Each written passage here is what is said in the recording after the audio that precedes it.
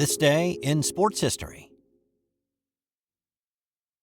And welcome back to This Day in Sports History. I am your host, Steve White. This Day in Sports History is a member of the Sports History Network, and you can find more podcasts and more info at sportshistorynetwork.com. It's October 2nd, and on this day throughout the years, we had controversy in an Olympic boxing gold medal bout, a dramatic home run from one of the least likely to hit one, and the Chicago Bulls made an off-season move on this day that helped secure them 3 more championships. All that plus a non-sports did you know about a guy who wrote a non-fiction book with a soon-to-be infamous character. But let's start with what happened on this day in 1988 in Seoul, South Korea. So Park Si-hun did land, and again the crowd comes to life, but it appears to be too late for Park. Roy Jones building up a tremendous lead and should be 15 seconds away from the gold. Count it down. We're down at 10 seconds. Roy Jones seeking to become the third American to come away with a gold medal. Final seconds of the bout. Referee Aldo Leone breaks the boxers, and that will do it. It is all over. Roy Jones and Park Si-hun will be back with the decision. Those were the final 20 seconds of the Olympic boxing middleweight gold medal match between American Roy Jones Jr. and South Korea's Park Si-hun. Marv Albert was not being a homer when he said Jones would be wearing gold in a few minutes. He had outpunched Park, landing 86 to only 32 by his opponent. It was never close in any of the 3 rounds. All eyes in the venue that day saw Roy Jones dominate Park. But when it came time to announce the winner, those ringside were left shocked. If he doesn't win the gold off this, then I think there's something rotten in Korea, because that is absolutely one of the most dominant things I've seen. The winner is on point 3-2 in the blue corner. Well, there it is. Park Si-hun has stolen the belt. A 3-2 split decision in favor of Park Si-hun. In a post-fight interview, Jones was visibly stunned, not sure what the judges had been looking at.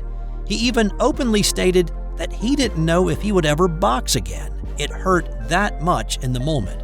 Of course, we know he changed his mind soon after and became one of the all-time great fighters, a Hall of Fame fighter.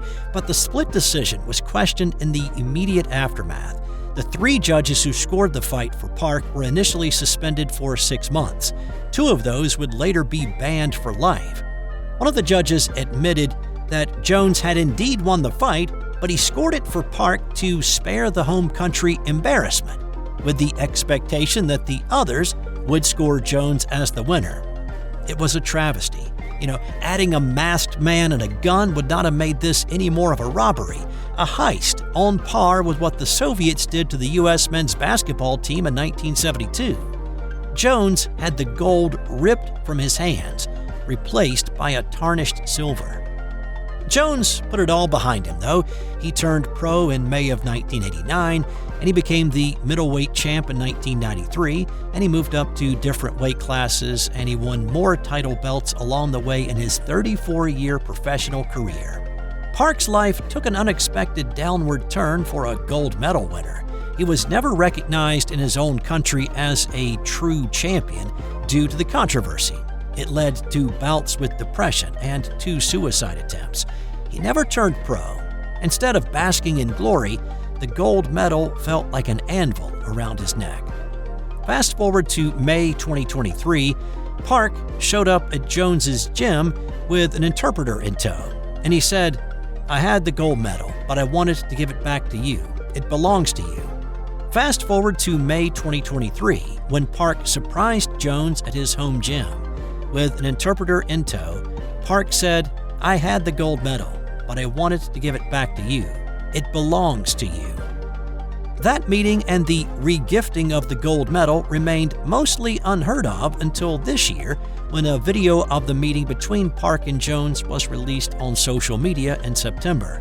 It was a story 35 years in the making, but finally, the gold medal was in the hands of the person it truly belonged to.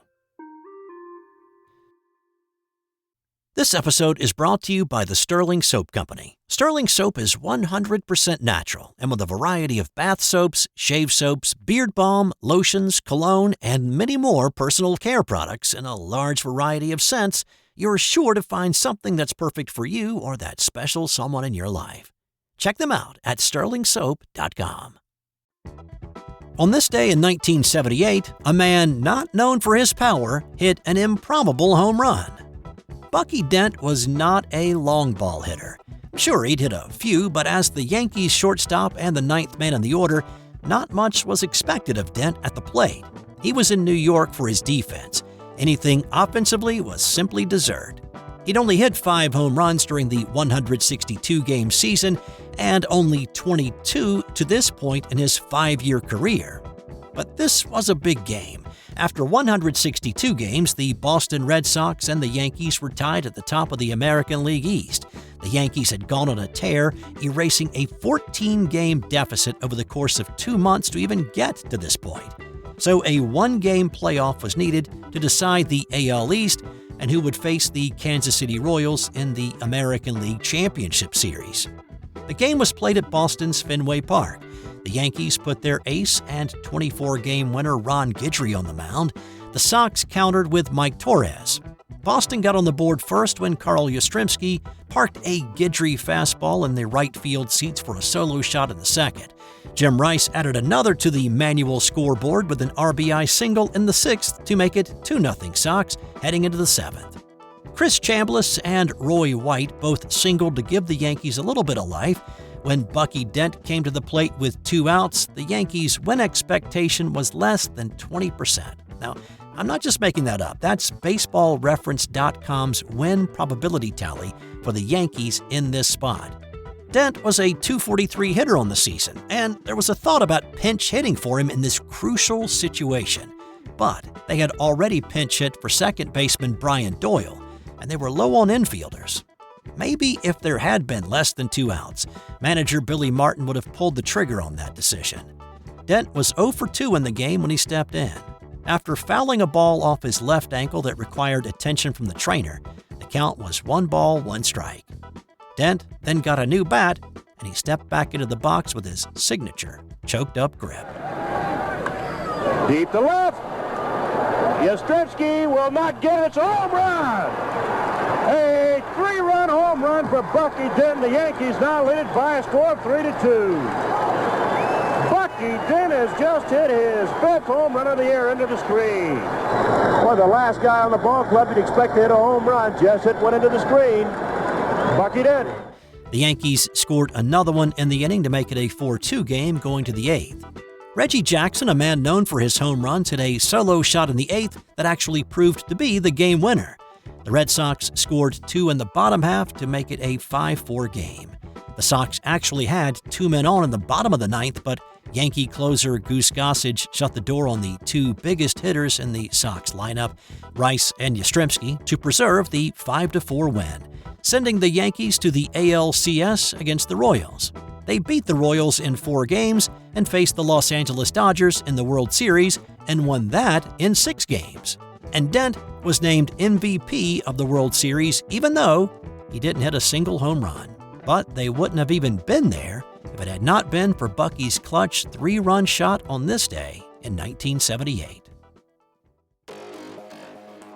On this day in 1968, Bob Gibson continued his incredible year-long run into the postseason and threw straight-up smoke. This was Game 1 of the 1968 World Series, and the St. Louis Cardinals ace got the start against the Detroit Tigers. I talked a few days ago about the year that Gibson had in 1968. He was nearly unhittable and had a league-low ERA of 1.12. He started off the day striking out 7 of the first 9 Tigers. He got some run support in the 4th inning and then continued to blow speed balls past Detroit hitters. He entered the 9th inning needing 1 to tie and 2 to break Sandy Koufax's World Series record of 16 strikeouts. He sat down heavy-hitting Al Kaline to tie it. Got him! Listen to the crowd! Blew 3 by Norm Cash to break it. Got him!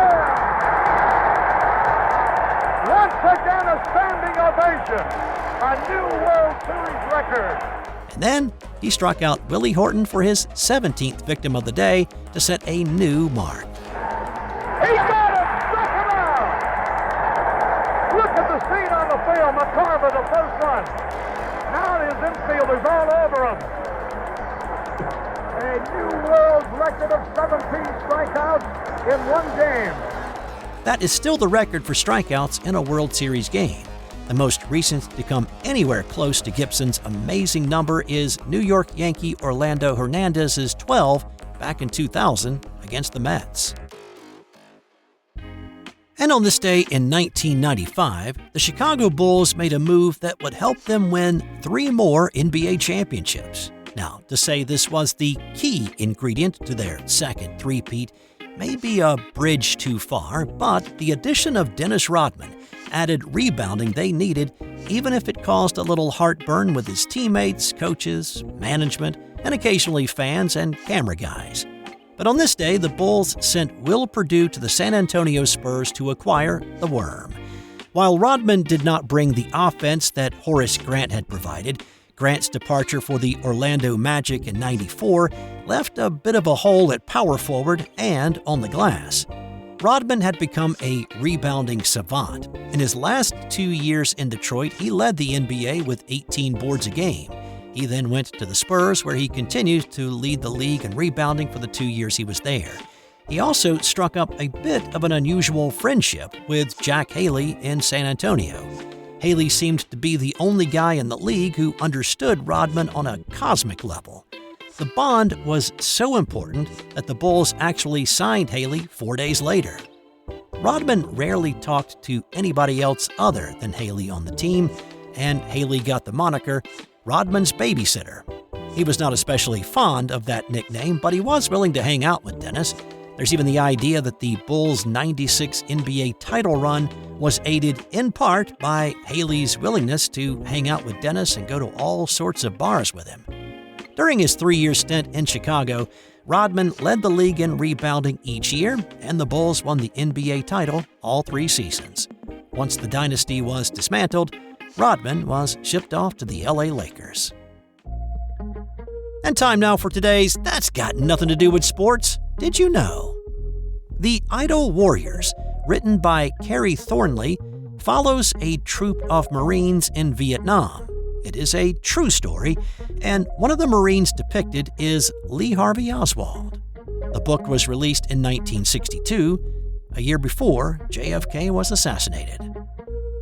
That's all I've got for you today. Come on back tomorrow for another edition of This Day in Sports History.